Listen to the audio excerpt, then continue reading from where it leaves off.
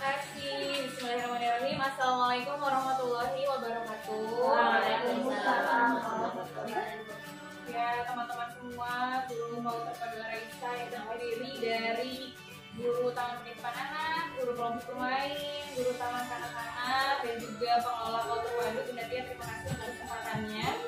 Teman-teman di sini Bunda Lova ceritanya mau sharing, mau berbagi mengenai pembelajaran yang sudah Bunda Lova lakukan selama kurang lebih 2 bulan di kegiatan CGP Angkatan 6 ini, calon guru penggerak angkatan. Sebagaimana teman-teman ketahui bahwa program ini berlangsung selama kurang lebih 9 bulan. 9 bulan dipotong 3 bulan, jadi 6 bulan totalnya, Bu. Jadi ya lumayan panjang ya. Nah, untuk saat ini yang sudah Bunda Lova lakukan, Bunda Lova sudah menyelesaikan pembelajaran yang modul 1. Modul 1 itu di dalamnya ada 4 modul lagi. Ada mengenai tentang Ki Hajar Dewantara. Di sini bisa dilihat di portofolio online Bunda Lova. Modul 1 itu tentang Ki Hajar Dewantara. Teman-teman juga yang sudah mengerjakan PMM-nya itu sudah ditayangkan beberapa video-video tentang pembelajaran Ki Hajar Dewantara. Nah, di CGP pun sama seperti itu. Kita juga untuk modul awalnya kita buka pembelajaran mengenai kurikulum Merdeka ini dengan pemikiran-pemikiran dari Ki Hajar Dewantara. Lalu yang kedua, karena berkaitan dengan kegiatan guru penggerak, maka di modul 1.2 juga kita disampaikan informasi mengenai nilai-nilai dan juga peran guru penggerak itu seperti apa sih. Nah, lalu yang ketiga itu ada visi. Guru penggerak juga memiliki visi. Visi guru penggerak juga seperti apa. Dan yang terakhir itu adalah budaya positif. Nah, budaya positif inilah yang akan kita sama-sama lakukan agar sekolahan Pauter Padua Raisa ini memiliki budaya pembelajaran yang positif bersama-sama, bukan hanya Bunda Lova saja. Di sini Bunda Lova butuh bantuan teman-teman, partner kelas, administrasi juga, operator juga, dan juga kepala sekolah. Sangat-sangat butuh bantuan. Karena kalau Bunda Lova berjalan sendiri tidak akan ada perubahan apapun. Seperti itu ya teman-teman ya. Baik, untuk yang modul yang pertama ini sekilas mengenai Ki Hajar Dewantara ini Bunda Lova rangkum. Apa sih filosofi Ki Hajar Dewantara itu sebenarnya sudah lama sekali ya Bunda ya, dari zaman SD gitu.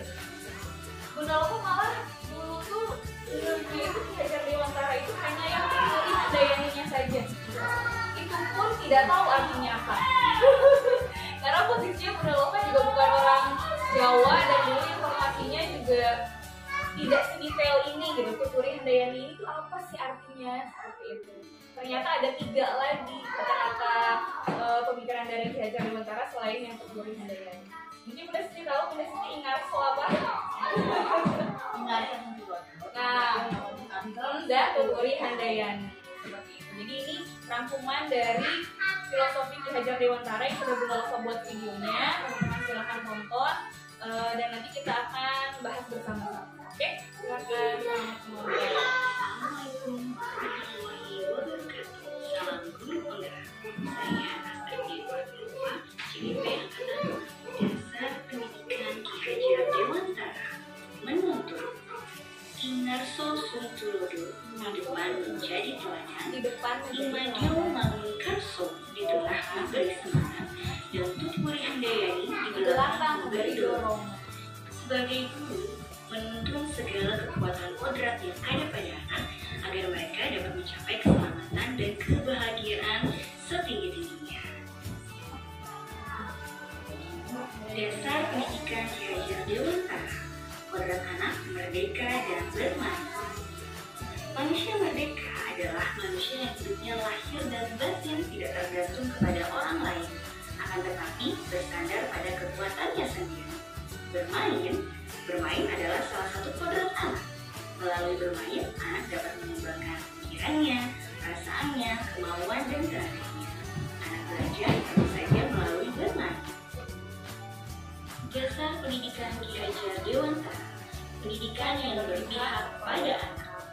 Pendidikan bebas dari segala ikatan, dengan hati yang suci, mendekati sang anak bukan untuk meminta suatu hak, melainkan untuk berhamba pada sang anak.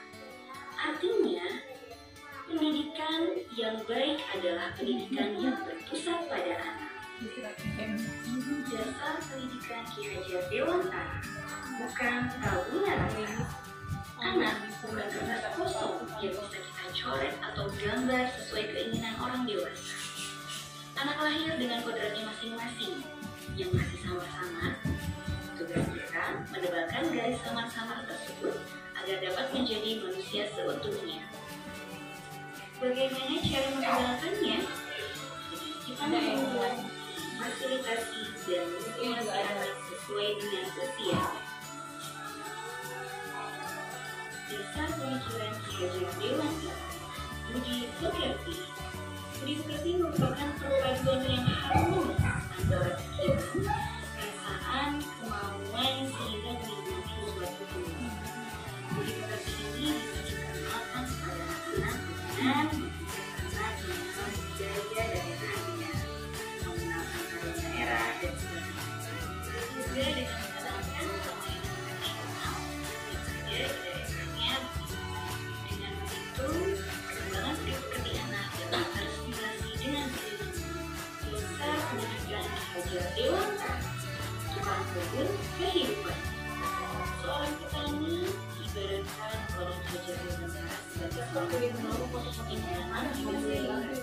Jika bibit tersebut baik dan dipelihara juga dengan baik, maka akan tumbuh dengan baik. Namun jika bibit tersebut kurang baik, tanpa dipelihara, dipupuk, disiram dengan baik, maka akan tumbuh dengan baik pula.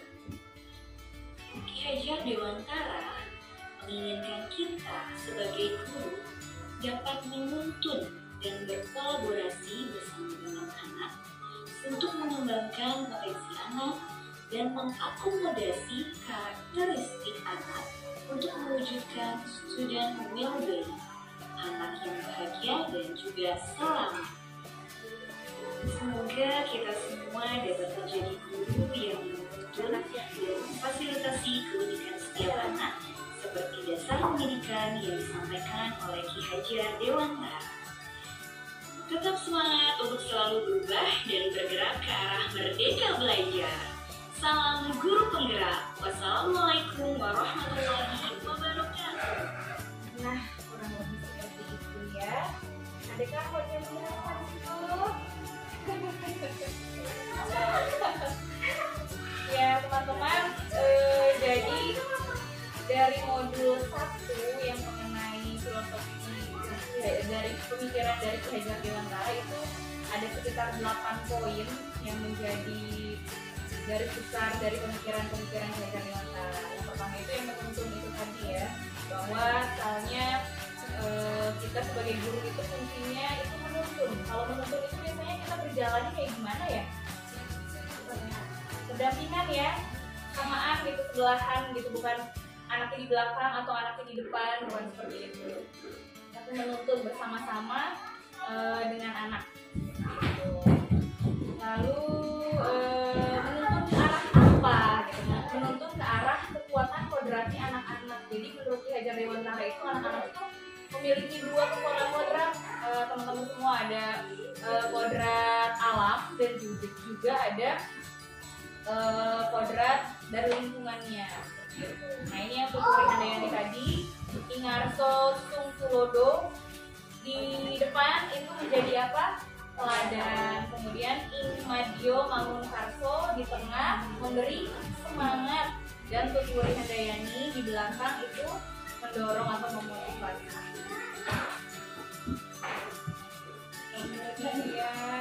Nah ini juga yang keduanya, Ki Hajar Dewantara juga berpikiran bahwa anak-anak itu kodrat dasarnya adalah bermain. Kita emang udah apa ya, sudah sesuai banget dengan 10 prinsip belajar PAUD ya teman-teman ya.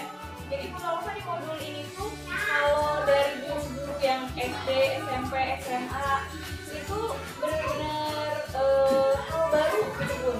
Tapi kalau kita di PAUD, pemikiran-pemikiran Ki Hajar Dewantara itu sudah kita lakukan semua gitu. Jadi makanya yang ada itu malah berarti alasannya itu tuh ini gitu. Kalau yang lain itu baru tahu harus seperti ini atau ternyata sama anak.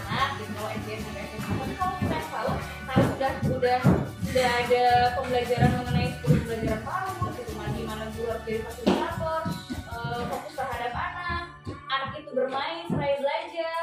Nah itu ternyata asal mulanya adalah dari pemikiran Ki Hajar Dewantara. Jadi mundur gitu. Masuk Bunda sudah, silakan.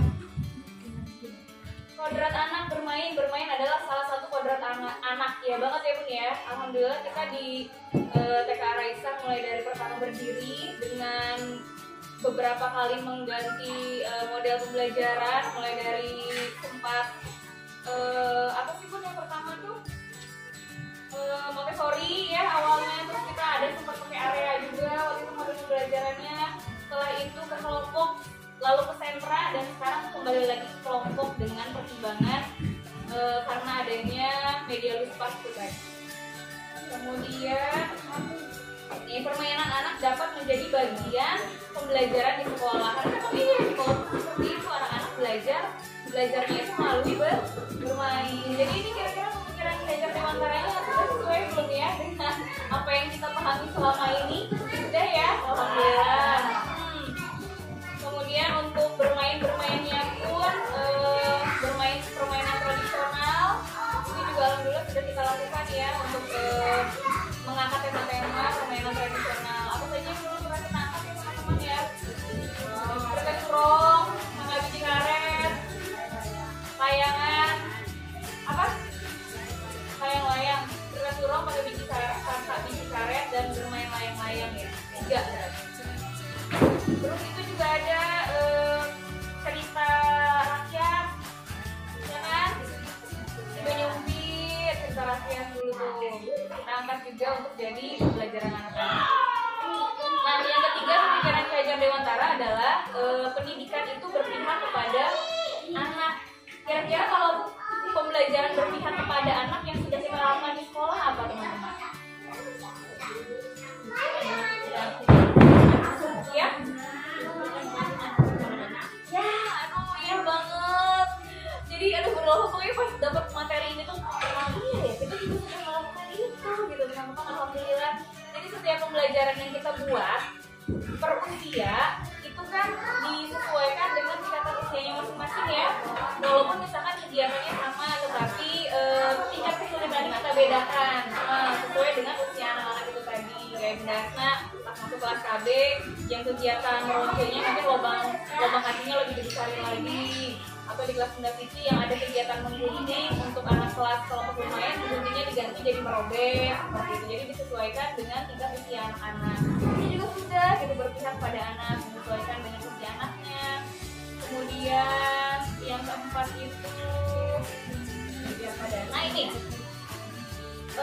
ini juga Ki Hajar Dewantara juga meluruskan pemikiran kita mengenai anak. Dulu pernah dengar nggak Bun?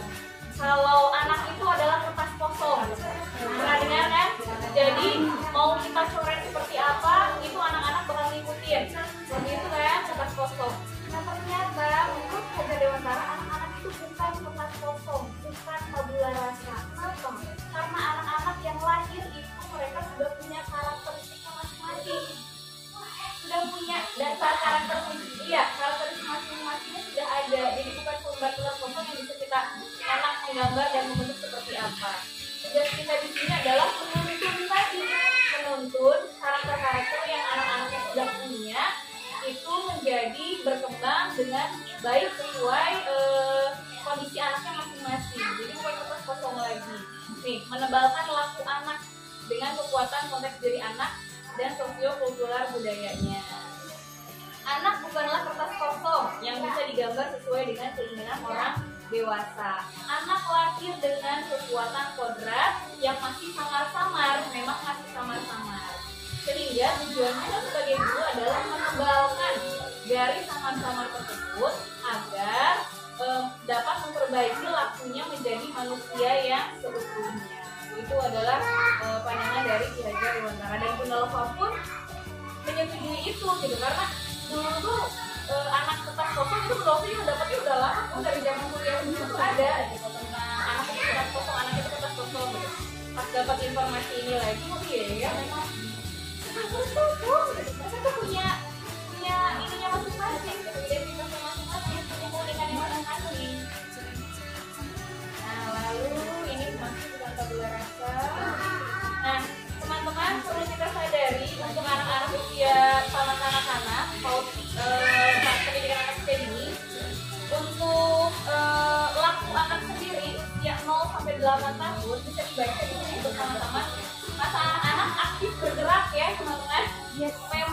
anak-anak itu akan bergerak ke sana kemari, mencoba ini dan itu, menanyakan semua hal tanpa rasa lelah.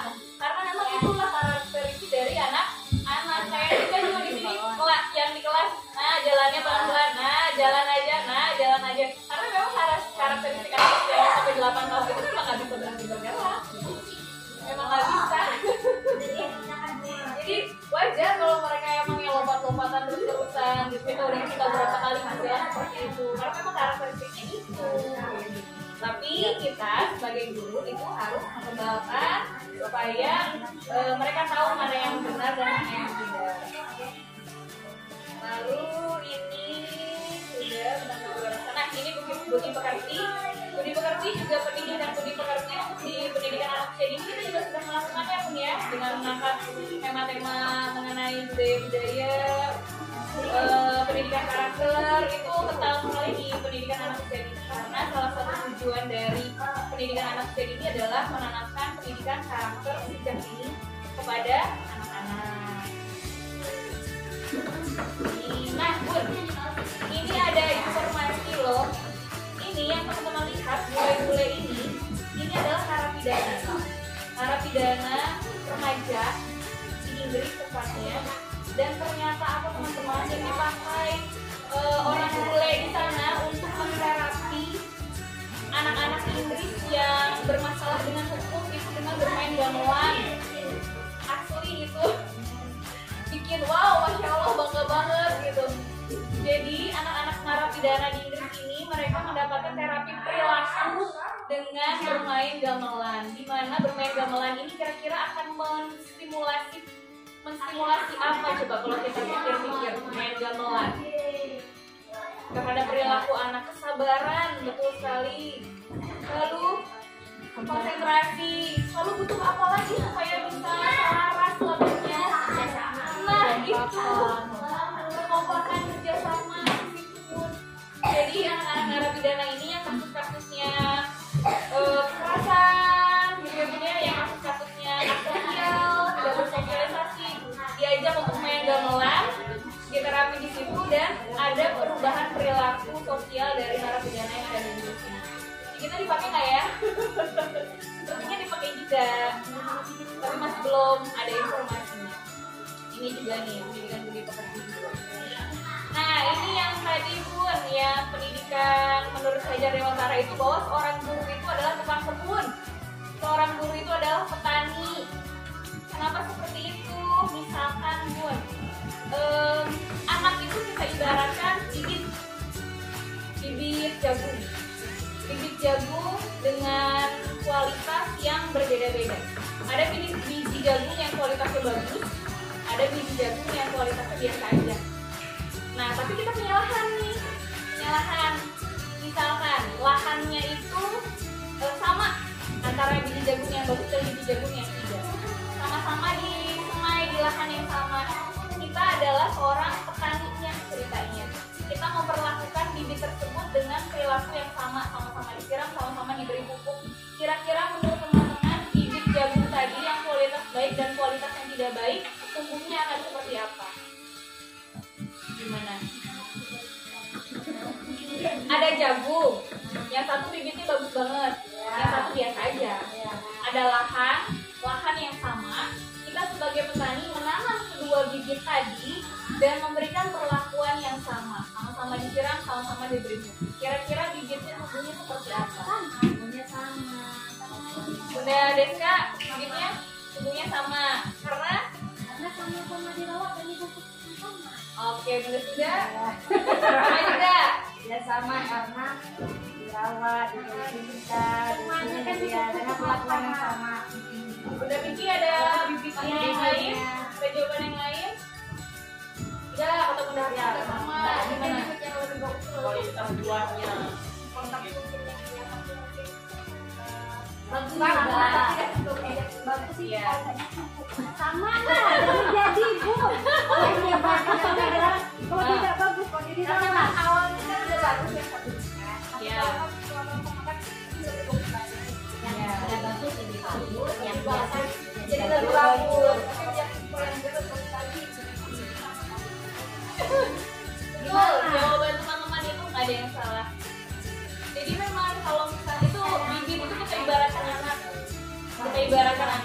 dengan bibit yang baik, dapat lahan yang baik, kemudian dapat pendidikan yang baik, dapat perlakuan yang baik, otomatis dia akan tumbuh dengan lebih baik lagi. Itu bibit yang baik kok.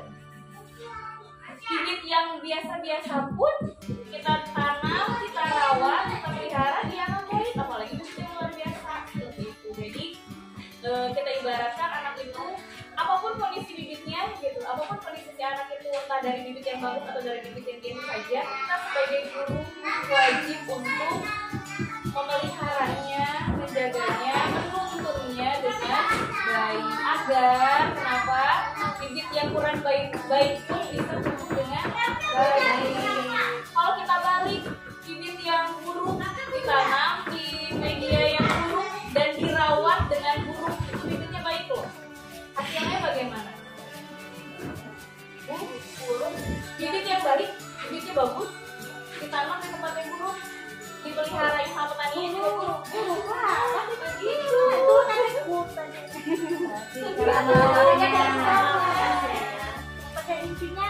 Kuncinya adalah di kita sebagai guru dan juga orang tua di rumah sebagai guru utama anak-anak di rumah ya. Kayak gitu pun ya, tukang kebun kehidupan. Lalu pesan kuncinya dari belajar Dewantara ini adalah guru dan murid. Nah, guru dan murid itu berkolaborasi, kita kerjasama loh antara guru dan murid untuk menginisiasi atau menciptakan kedalaman rasa takut dan keasmaraan, spiritual, intelektual dan sosial untuk mencapai selamat dan bahagia sebagai manusia. Jadi intinya kita yang bekerja sama juga dengan murid-murid, anak-anak. Kita nggak bisa bekerja sendiri. Siswa dan guru Merdeka Belajar yang berkolaborasi bersama menggali dan mengembangkan potensi siswa dan mengakomodasi karakteristik masing-masing untuk mewujudkan studi yang baik. Ini untuk ya modul 1-nya ya. Kemudian di sini Bunda Lova juga mau mengajak teman-teman untuk melihat garis besar rangkuman dari modul 1 sampai dengan modul 4.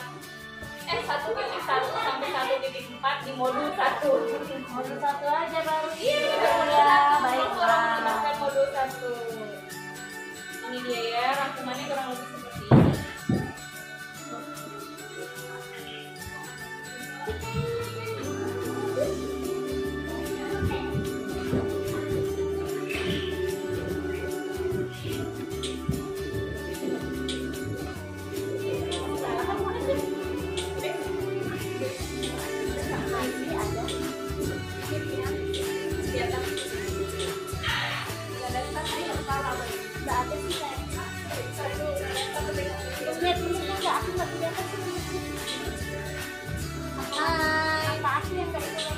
Ada ya. Ini ya, nilai guru penggerak ini modul 1.2, bergerak pada murid, mandiri, reflektif, kolaboratif, inovatif. Ini inquiry apresiatif itu nilai yang ada pada guru penggerak juga. Manajemen perubahan. Kalau kita mau melakukan perubahan apa-apa itu bisa pakai inquiry apresiatif.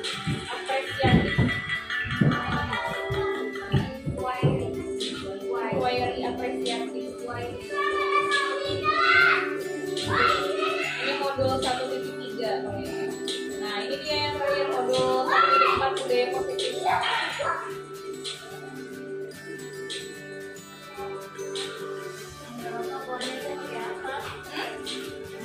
Ini pakai Canva sama Canva. Canva masukin ke Canva gitu ya. Buat di Canva dulu. Video atau enggak? PowerPoint pakai Canva.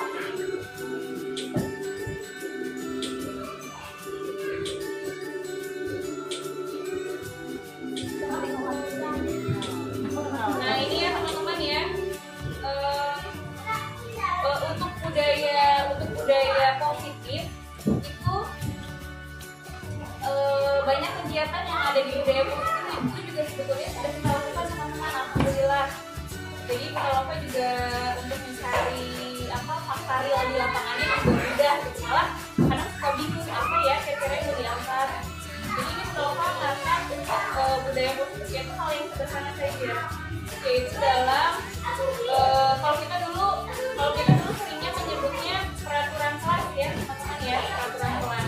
Dan ternyata setelah mendapatkan informasi mengenai budaya positif, peraturan kelas di budaya positif itu juga ada, tetapi bahasanya bukan peraturan kelas, bahasanya adalah keyakinan kelas. Ya, kenapa keyakinan kelas ya? Kira-kira kalau misalkan kita pergi ke jalan ya, naik motor, pakai helm, itu kenapa teman-teman pakai helm? Nah, itu jawaban yang betulnya itu langsung karena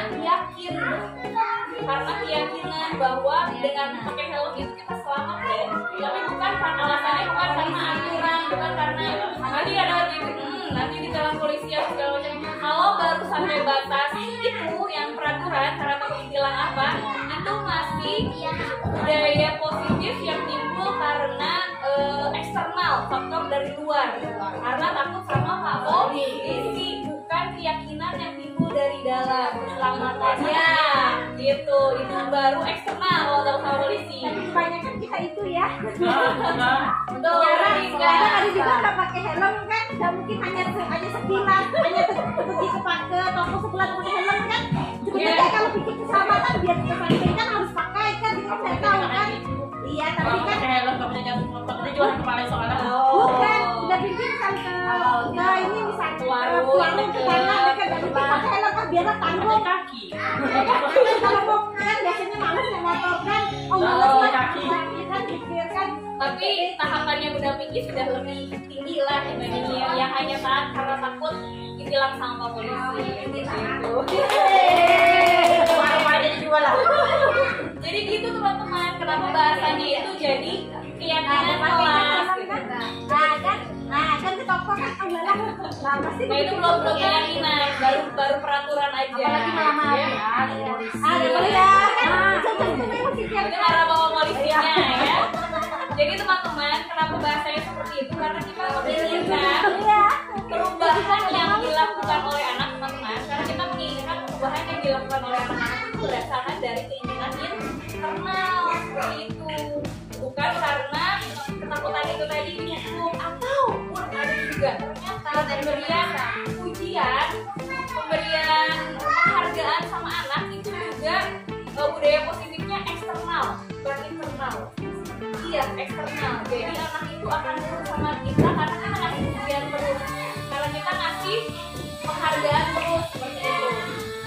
Ini juga sebenarnya menopang yang kategori budaya positif dari penghargaan itu sebenarnya juga agak-agak apa ya, agak-agak susah untuk anak PAUD karena aktivitasnya anak PAUD sudah otomatis ya, kalau apa-apa tuh pasti ngomong pintar, hebat, masya Allah, hebat gitu kan.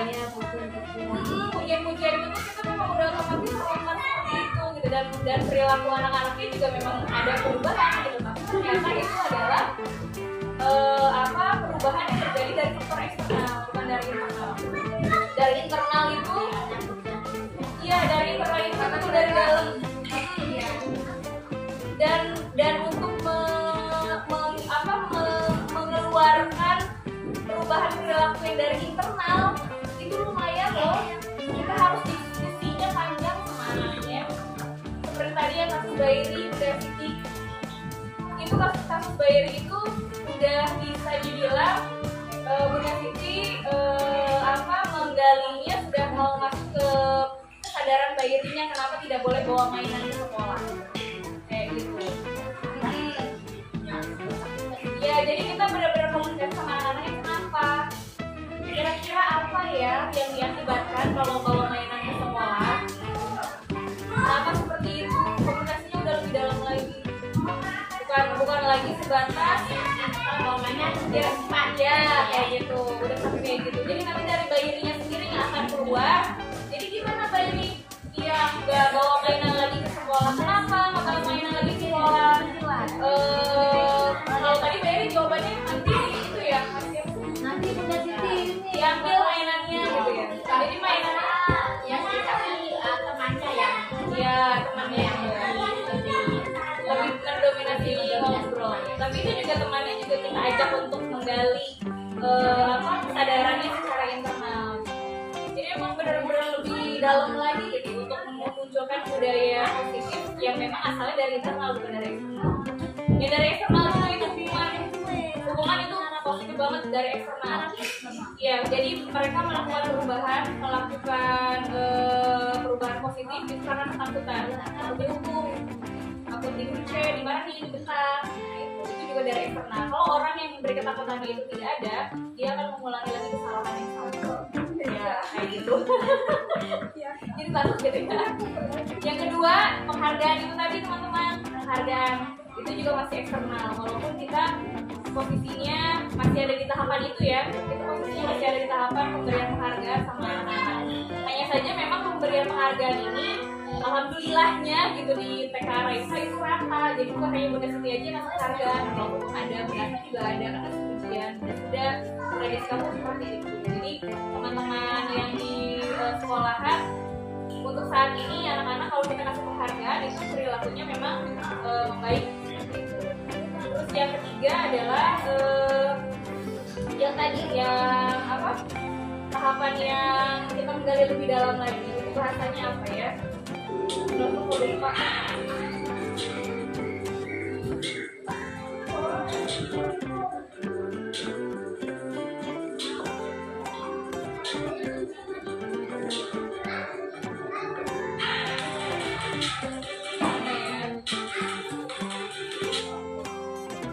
Nah, selain juga yang tadi itu memberi hukuman, memberi penghargaan, terus ada juga yang namanya posisi kontrol teman-teman. Posisi kontrol kita sebagai seorang guru. Kalau di modulnya, nah ini 5 posisi kontrol. 5 posisi kontrol kita sebagai guru itu ada 5 posisinya. Yang pertama tadi yang itu memberi hukuman. Iya.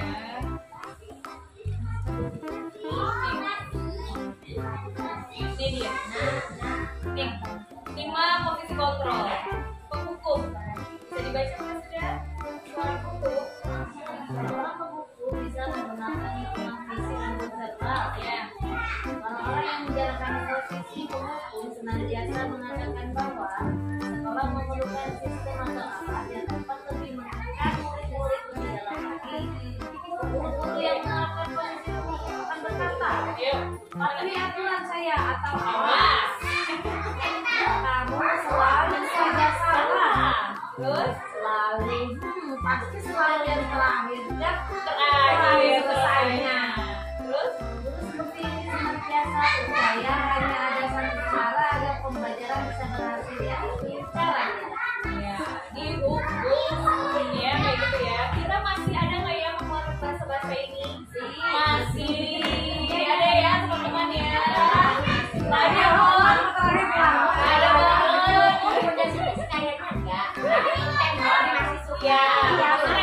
lain kan? Iya. Kayak gini, katanya gitu. Kamu ambil aturan saya atau awas, gitu kan? Kamu selalu saja salah. Selalu pasti selalu yang terakhir selesainya, kayak gitu. Iya emang kayak gini. Ini adalah posisi guru sebagai pemukul, bahasa-bahasanya kayak gitu. Tidak selalu begitu, tapi ada ibaratnya. Kata kita Memberi ketakutan, memberi ketakutan.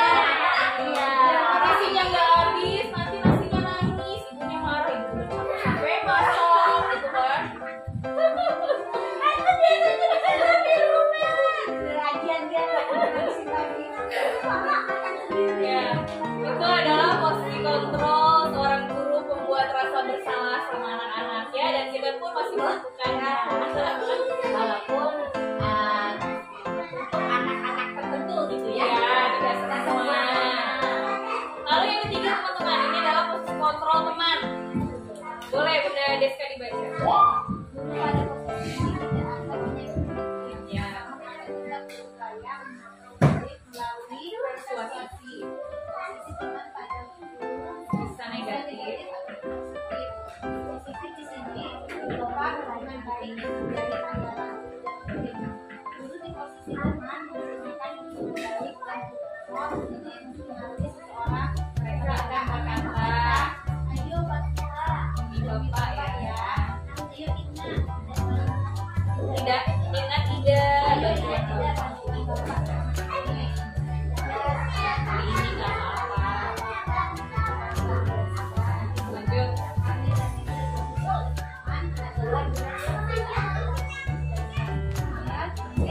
Akan berkata, saya dan tidak mau lagi bertindak untuk guru tertentu dan tidak guru lainnya. Pasti ya Bunda, ini juga ya. Ini sebenarnya yang paling banyak Bunda lakukan juga, memposisikan diri sebagai temannya anak-anak. Jadi ya udah Bunda bantuin, nggak apa-apa. Pun udah selesai, gambarnya udah capek loh, dikit lagi. Ini belum ini dibantu biasa gitu lah. ini negatif Ini dibantu sama Bunda yuk, gitu kan.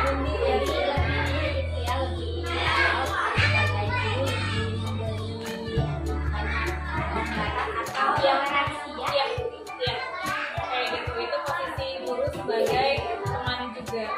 Dan itu juga masih dalam tahapan eksternal. Untuk merubah perilaku anak menjadi lebih baik itu masih tahapan eksternal. Nah, yang keempat ini sudah mulai masuk ke posisi guru yang bisa mengantisipasi anak itu perubahan perilakunya dari internal bukan dari dalam. Yang pertama adalah memantau. Memantau itu seperti apa? Memantau itu berarti mengawasi. Posisinya kita mengawasi. Pada saat kita mengawasi, kita bertanggung jawab atas perilaku anak-anak yang kita awasi. Posisi memantau berdasarkan pada peraturan-peraturan dan konsekuensi yang sudah disepakati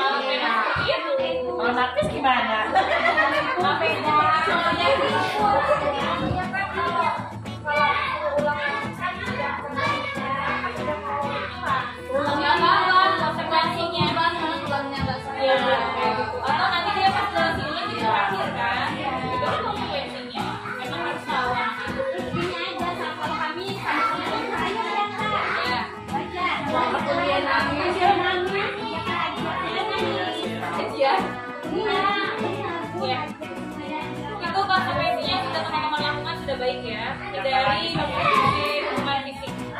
Ya, jadi konsekuensinya nyambung dengan apa yang dia lakukan. Nafis, ulang salatnya. Ayo, ulang nafis. Salah nafis spesial. Itu posisi pemantau yang bisa memunculkan perubahan perilaku yang datangnya dari dalam, yang datangnya dari internal, ya, memantau. Dan yang terakhir adalah ini, yang sangat disarankan adalah posisi manajer. Manajer teman-teman. Jadi guru sebagai posisi manajer itu adalah di mana guru berbuat sesuatu bersama dengan muridnya, mempersilahkan muridnya mempertanggungjawabkan perilakunya, untuk agar muridnya dapat menemukan sendiri solusi dari masalah yang dia lakukan. Jadi memang berpikirnya anak-anak ini sudah tinggi ya Bunda ya. Bunda Lupa juga merasa untuk anak usia TK itu untuk yang kita posisi manajer itu masih agak sulit, karena anak-anak itu belum bisa menemukan solusi yang pas untuk dirinya. Misalkan siapa terus? Misalkan Alika itu sholatnya main-main. Ya, misalkan Alika sholatnya main-main. Kita kan kalau di konsekuensi kelas berarti sholatnya berulang lagi. Tapi kalau kita nanya sendiri ke Alika, kenapa tadi sholatnya main-main? Jadi gimana dong sholatnya? Nggak boleh main-main. Terus sekarang gimana? Sholatnya udah main-main. Jadi Alika harus seperti apa? Karena semuanya dia masih belum bisa nemuin konsekuensi buat dianya apa. Tapi untuk anak-anak tataran SD, SMP, SMA kita ada komunikasi kayak gitu, kita minta mereka yang memberi solusi, itu yang deket gitu. Berarti misalkan datangnya kesiangan ya, anak SD datangnya kesiangan, tanya sama dia kenapa anak kesiangan, apa alasannya kesiangan, terus kenapa bisa bangunnya kesiangan, kira-kira apa yang harus kamu lakukan supaya kamu bangunnya tidak kesiangan. Oh ya Bu, harus pasang alarm kayak gitu misalkan. Ini kan dari alarmnya ya, alarm Bu, oke. Kira-kira kalau alarmnya nggak kedengeran, siapa yang bisa diminta bantuan di rumah untuk bangunin kamu? Ada ibu, ada siapa lagi? Ada kakak, ada siapa lagi? Ada ayah. Bisa diminta tolong bantuin pagi-pagi? Bisa. Udah enak kalau orang tua yang nonton ya, bisa nggak? Boleh. Kalau anak misalkan kita anak dia sendiri buka. Iya. Tapi baru sampai cari solusinya. Kalau yang pertama hanya baru sampai ke tahapan yang sederhana kayak gitu. Kalau yang kalau mau MK sendiri itu bikinnya silahkan buka. Kalau peserta sendiri atau jarang waktunya karena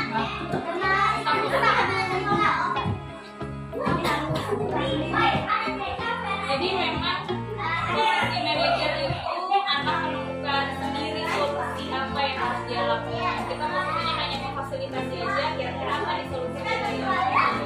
jarang mau sedikit ada yang sudah bisa atau memang banyak yang belum bisa tergali gitu. Paling kita hanya sampai posisi yang pemantau itu tadi, baru sampai posisi ini.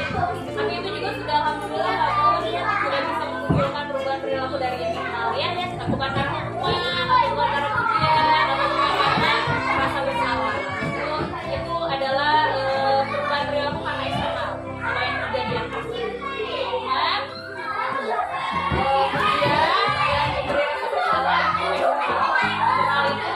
Sebagai pemantau dan di sana ya.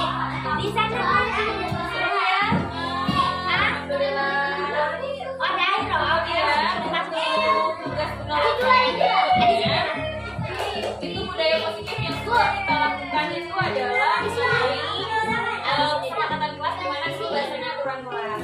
Bunda Lopo sama Bunda Siti kemarin sudah coba ya kita mengucapkannya bukan lagi peraturan kelas. Oh ya teman-teman hari ini keyakinan kelasnya apa, kesepakatan bermainnya apa,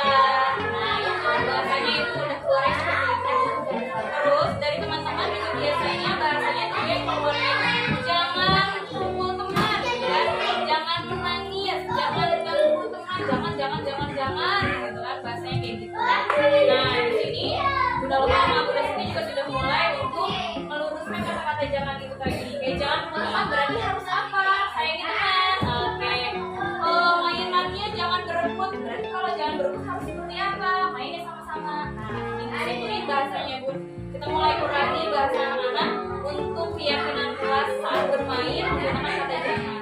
Tapi kita ganti sayangi teman, main bersama, setelah bermain mainannya dibereskan, bahasa-bahasa positif. Aku juga yakin teman-teman juga bisa melakukan itu. Kita coba sama-sama ganti aturan kelas menjadi bahasa keyakinan kelas, kesepakatan kelas. Coba ya. Oke.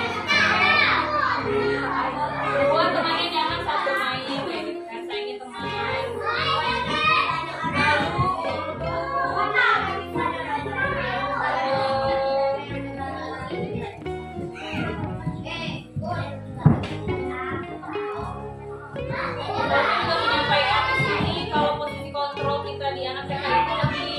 Lebih banyak memakai posisi kontrol teman ya, anak-anaknya agak termasuk banyak toleransi juga.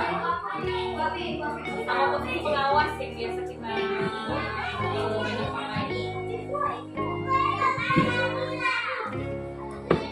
Nah ini teman-teman dalam kita menghadapi anak yang melakukan kesalahan. Tentunya kalau di PAUD kesalahannya apa sih?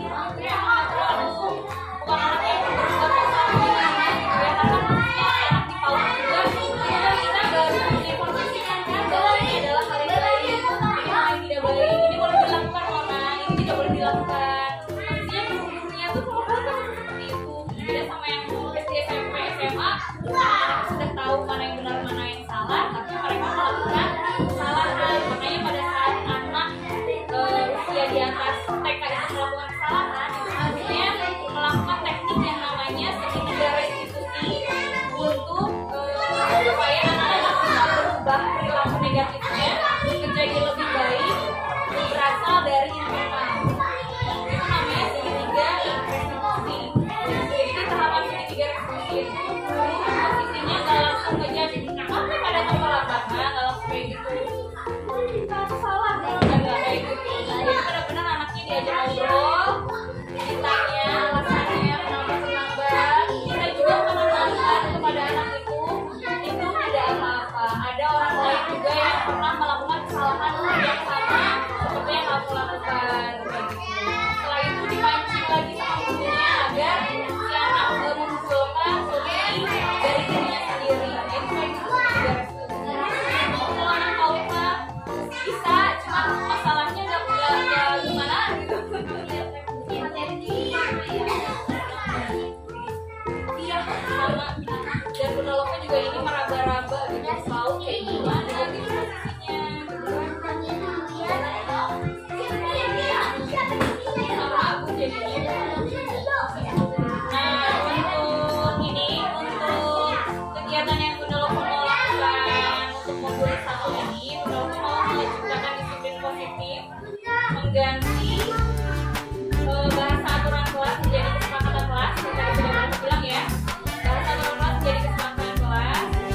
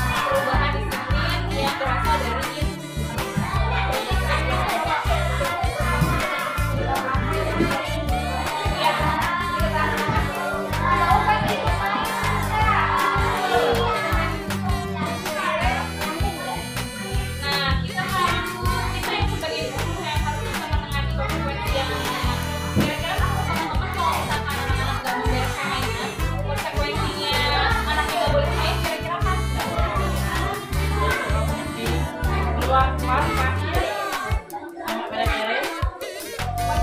kayaknya yang lebih pas itu harus tetap membereskan mainannya dan nanti terakhir keluarnya. Yang bukan buat terakhir. ya, tetap harus dibereskan mainannya sampai tuntas.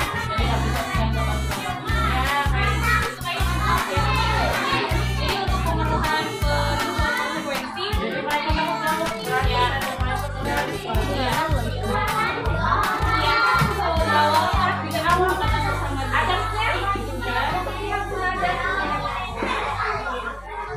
kalau pendapat pasti bakal beda-beda, tapi di situ kita punya satu kesempatan untuk melakukannya bersama-sama.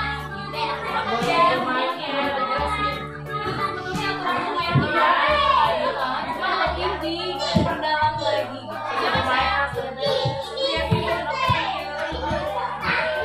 Yang paling penting itu konsekuensi itu kata yang sesatnya. Jelasin mana jilbabnya. Anak kuntit rambutnya. Ini dukungannya kalau kamu butuh kerja sama di kelas dan juga kelas sekolah. Semoga teman-temannya mendukung banget. Terima kasih. Sudah selesai, sebentar ya. Oke, kurang lebih itu ya Bu ya. Untuk budaya positif yang walaupun sebenarnya itu sederhana, tetapi dari kesederhanaan itu kemudian kita bisa menciptakan budaya positif di lingkungan Polsek Madura Raisa yang berasal bukan dari eksternal lagi, tapi dari internal anak-anak. Walaupun prosesnya agak panjang ya.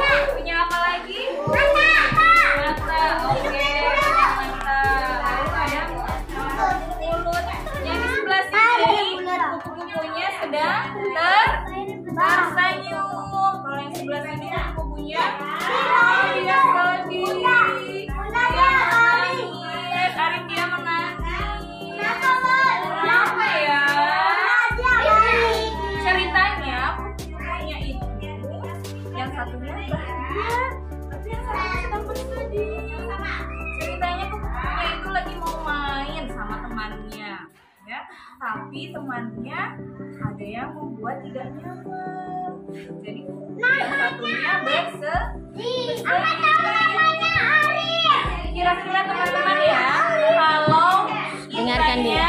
kalau kita bermain itu mainnya bersama-sama, kira-kira kupu-kupunya sedih atau senang?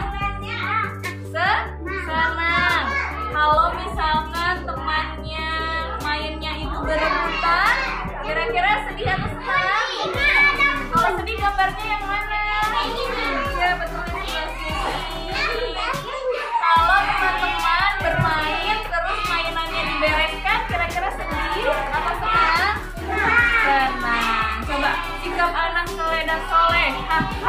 Bunda Lofa mau minta satu orang tolong duduk yang rapi. Coba rapi dulu. Ya, Bunda Lofa mau bertanya sama Tasya. Tasya, keyakinan kelasnya kalau bermain seperti apa? Coba. Berbagi. Nah, teman-teman, kata Tasya keyakinan kelasnya kalau kita mau bermain itu harus berbagi. Kira-kira kupu-kupunya akan senang atau sedih ya kalau temannya berbagi? Hah? Senang. Kalau senang yang mana gambar kupu-kupunya? Wofi coba maju ke depan, coba ditunjuk. Oke, silakan itu kembali. Selanjutnya, Bunda Lofa boleh enggak? Bisa keyakinan kelasnya, aturan kelasnya kalau kita mau bermain seperti apa?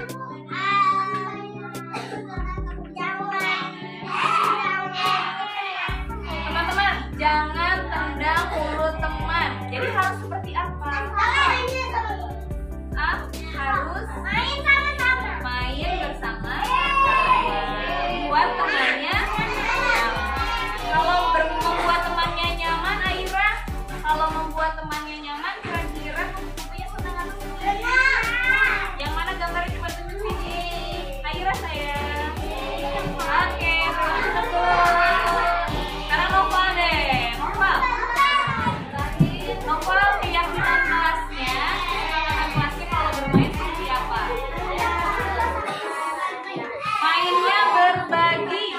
Mainnya berbagi teman-teman. Almer, kira-kira kalau mainnya berbagi, kupu-kupunya akan menangis atau senang? Senang. Yang mana kupu-kupunya yang senang? Oke, betul. Yeay. Baik, teman-teman, sikap anak soleh dan soleha. Ya, kaki dilipat, kaki dekat, mulutnya dicubit, Kita akan belajar di kelasnya Bunda Deska. Nah, di kelas itu ada peraturan kelas yang harus dijalankan sama teman-teman supaya teman-teman belajarnya bisa fokus. Kira-kira apa keyakinan kelas yang harus teman-teman lakukan? Bentar, supaya teman-teman bisa fokus belajar. Ya? Oke, dari Almer nanti gantiannya coba Almer. Keyakinan kelas yang harus kita jalankan supaya belajarnya fokus. Tidak boleh lari-lari kata Almer. Iya, kenapa kita tidak boleh lari-lari kelas Almer? Oh iya, karena kita lantainya terbuat dari papan. Kalau teman-teman lari, bunyinya bisa mengganggu konsentrasi teman-teman.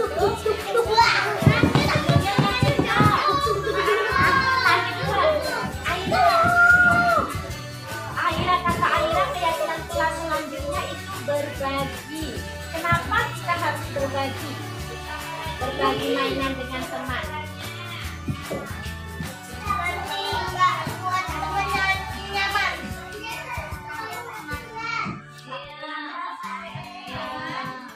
Oh bilang kita harus berbagi mainan dengan teman-teman supaya teman yang lain juga bisa ikut bermain, bisa bermain. Iya, Nopal selanjutnya keyakinan kelas yang harus kita lakukan. Keyakinan kelas nyaman. Oh nyaman kata Nopal, kita harus membuat temannya merasa nyaman. Contohnya membuat teman merasa nyaman seperti apa? Oh jangan berebut, ya berbagi bermainnya sama-sama. Oke. Kemudian azab, jangan berebut mainan, ya sama. Oke, jangan berebut mainan. Oh iya betul. Kalau teman-teman berebut mainan, tarik sini, mainannya bisa rusak. Kalau mainannya sudah rusak, kira-kira teman-teman bisa bermain? Tidak bisa bermain lagi, tidak bisa digunakan lagi. Apa sudah selanjutnya? Kalau kita bermainnya sama saja.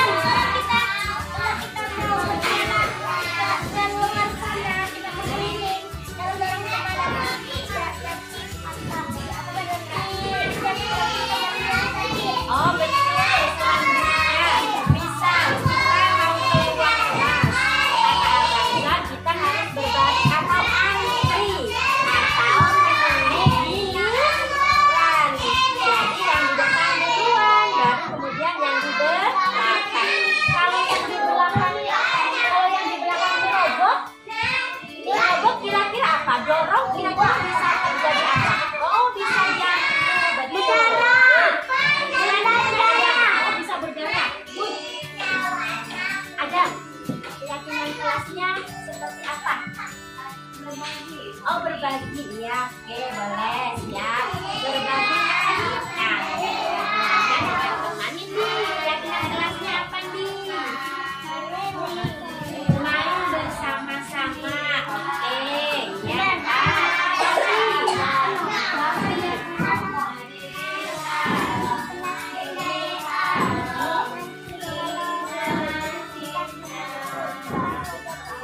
Oh iya, selanjutnya kata Wati, kita harus menyayangi teman, buat temannya merasa nyaman. Oke.